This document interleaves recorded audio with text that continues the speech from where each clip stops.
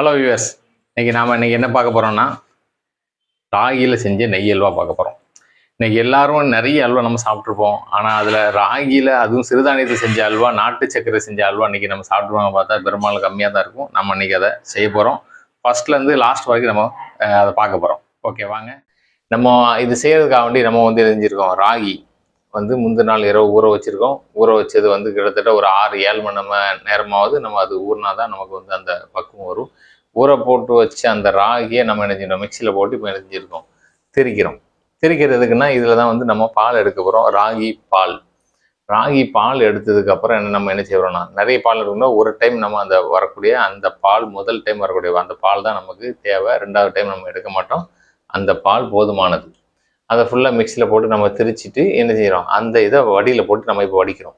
அதில் கொஞ்சம் கொஞ்சமாக வடிக்க அந்த பால் நமக்கு என்ன செய்யும், ஃபுல்லாக அந்த பால் வந்துடும். அந்த பால் நம்ம ஒரு சட்டியில் எடுத்து இப்போ பால் எடுத்தாச்சு.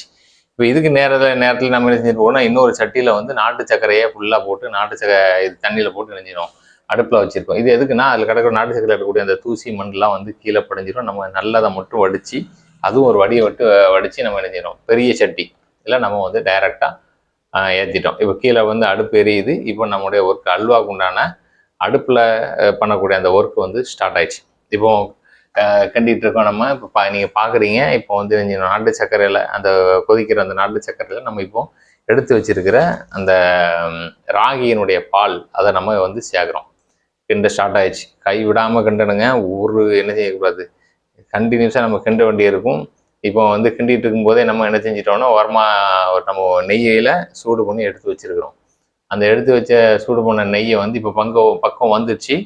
பக்குவம் வந்த பக்குவத்தில் நம்ம இப்போ நெய் ஊற்ற ஆரம்பிச்சிட்டோம். இப்போ தொடர்ச்சியாக இன்னும் நல்லா நம்ம தொடர்ச்சியாக கிண்டுறோம், கிண்டிக்கிட்டே இருக்கோம். இது உங்களுக்கு பார்க்குறது கம்மியாக இருக்கும். கிட்டத்தட்ட நம்ம 25 நிமிஷம், அரை மணி நேரம் ஆக போகுது. நல்லா கிண்டுறோம். நெய்யில் கடந்து நல்லா ஊறுது. நம்ம இதில் வேறு எதுவுமே சேர்க்கப்பட்டால் 100% நெய் மட்டும்தான் அதில் நல்லா ஊறி, அதுதான் அந்த டேஸ்ட்டுக்கும் வாசத்துக்கும் காரணம் அந்த நெய் தாங்க. அந்த நெய்யில் போட்டு இப்போ நம்ம ஊறுது, கிண்டிகிட்டே இருக்கிறோம். அந்த பக்கம் உங்களுக்கு தெரியுது பாருங்கள், சட்டியில் ஒட்டாத மாதிரி உண்டான பக்கம் வரும். நம்ம அதை தொடர்ச்சியாக கிண்ட நம்ம அந்த நெய்யில் நின்று வேகிறது தான் நமக்கு அந்த சுவையினுடைய முக்கியமான காரணம். இப்போ அதே நேரத்தில் நம்ம என்ன செஞ்சுருக்கோம், இன்னொரு பக்கம் முழு முந்திரியை நம்ம உடச்சி வச்சுருக்கிறோம். முழு முந்திரி தான் நம்ம வாங்கினது. உடச்சதை நம்ம செஞ்சுருக்கோம். நெய் ஊற்றி இன்னொரு சட்டியில் இன்னொரு பக்கம் நம்ம வறுத்துக்கிட்டு இருக்கோம். இதை வறுத்து ரொம்பலாம் இல்லைங்க, கொஞ்சம் நேரம் லேசாக அந்த வாசம் வரும். அதே மாதிரி அந்த நிறம் லேசாக மாறும்.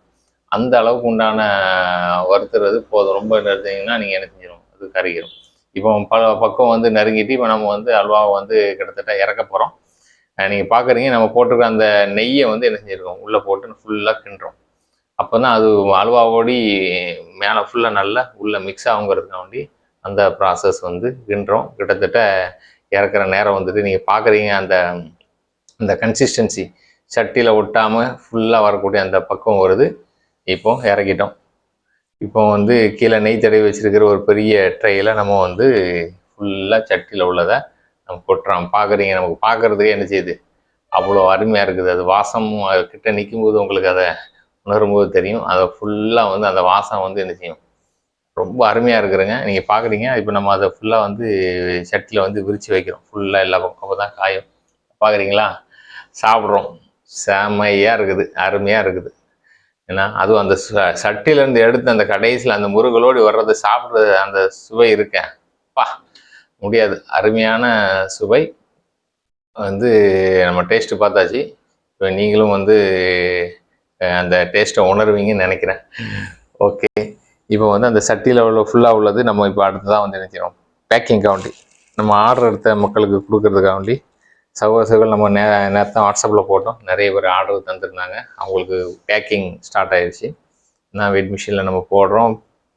அலுமினிய ஃபாயிலில் போட்டு பேக் பண்ண ஆரம்பிச்சிட்டோம்.